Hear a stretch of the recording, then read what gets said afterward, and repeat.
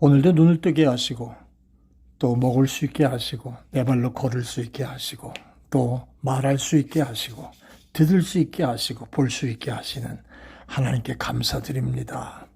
더 연약함을 갖고 있는 모든 분들도 있지만 그 가운데서 우리의 한날을 소중한 시간들을 지켜주시는 하나님 앞에 감사하면서 오늘도 말씀과 함께 주님 앞에 동행하는 한날 되시기를 주의 이름으로 축원합니다.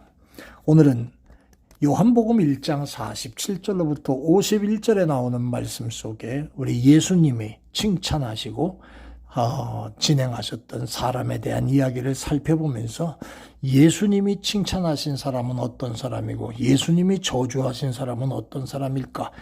우리 이 말씀 한번 묵상해 볼까요?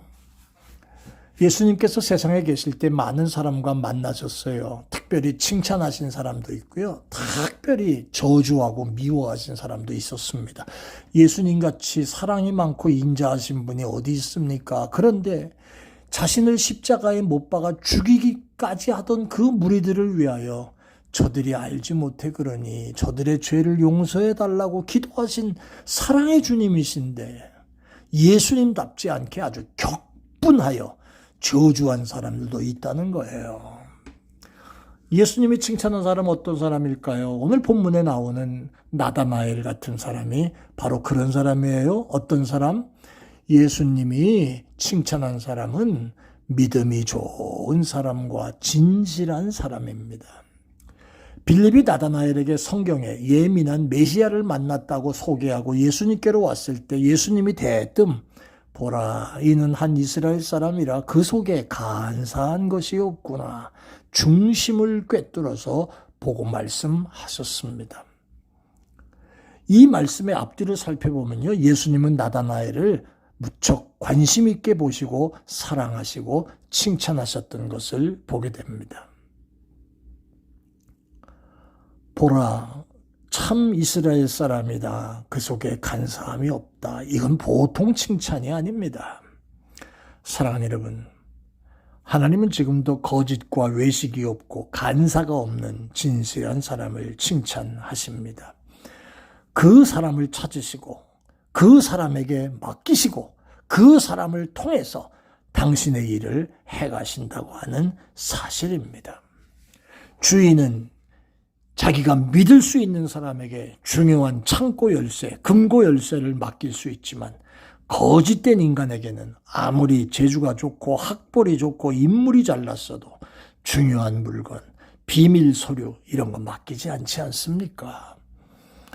사랑하는 여러분, 하나님의 진리의 말씀을 믿는 성도들 무엇보다도 나다나엘 같이 거짓이 없고 진실해야 할 줄로 믿습니다. 도산 안창호 선생님은 이런 말씀을 했습니다. 꿈에라도 진실함을 잃지 마라. 꿈에라도 거짓되었다면 통해 자복하라. 그렇게 말씀하시고요. 사람이 꼭 살아야 할 필요는 없다. 그러나 진실할 필요는 분명히 있다라고 말씀하십니다. 사랑하는 여러분, 예수님이 마음에 들어 하시고 예수님의 칭찬을 받는 사람은요, 그 마음에 간사가 없고 거짓이 없는 진실한 사람이라는 거예요. 자, 두 번째는 예수님이 저주한 사람도 있습니다. 그 예수님이 저주한 사람, 그것도 한두 번이 아닙니다. 마태복음 23장 12절로부터 29절에 나오는 말씀 보면 서기관들과 바리새인들을 향하여 말씀하시는 대화 속에 야이 화 있을지라 이렇게 말씀하시는 저주하시는 대화가 7번이나 나옵니다. 성경은 화 있을진저 이렇게 얘기합니다. 오늘날의 표현을 말하면 이 망할 놈들아 이런 뜻입니다. 그들은 어떤 사람이었습니까? 속과 겉이 다른 위선자들이었습니다. 외식이라는 말은 겉과 속이 다른 위선자라는 뜻이고요. 거짓말장이라는 뜻이고요. 하나님이 가장 미워하는 죄는, 용서받지 못할 죄는 바로 외식과 위선입니다. 예수님이 가늠하다 현장에서 붙들려 온 여자를 용서하시면서 나도 너를 정죄하지 아니하노니 다시는 가서 죄짓지 마라 말씀하시고, 7 귀신 들려 창녀 노릇하던 여인도 용서하시고 훌륭한 하나님의 종이 되게 하셨고요. 흉악한 강도도 죽기 전에 회개할 때 용서해 주시고 네가 오늘 나와 함께 낙원에 있으리라 이렇게까지 말씀하시면서 구원해 주셨던 그분이 어떻게 겉으로는 거룩한 옷을 입고 거룩하게 말도 잘하는데, 거룩한 음성으로 기도도 잘하는데, 11조도 잘하고 매번마다 한 달에 이 일주일에 2번씩 성전에 와서 2 손을 들고 하나님 외치면서 마치 무슨 거룩으로 완전히 충만한 사람처럼 그런 모습이 있는 이 서기관들과 바리새인들을 향하여 예수님이 욕하고 저주하는, 화 있을진저 외식하는 서기관과 바리새인들, 이 회칠한 무덤들아, 겉으로는 아름답게 보이지만 니들 속에 죽은 사람의 뼈와 모든 더러운 것이 가득하다 이 말씀을 하시면서 그 다음 말씀 좀 보세요. 너희도 겉으로는 사람에게는 옳게 보이되 안으로는 외식과 불법이 가득하다 책망하고 저주했습니다. 여러분 잘 아시는 지킬과 하이드라고 하는 그 스티븐슨이라고 하는 사람이 쓴 소설, 여러분 잘 아시죠? 그거는 인간의 이중적인 성격을 잘 묘사했습니다. 원래 지킬 박사는 의사로서 아주 마음이 착하고 선한 일을 많이 한 사람, 가난한 사람을 많이 구제하고 불쌍한 사람을 무료로 치료해주고 너무나도 훌륭한 일을 많이 하는 사람이어서 그를 존경한 나머지 천사가 사람으로 나타난 분이라고까지 했습니다.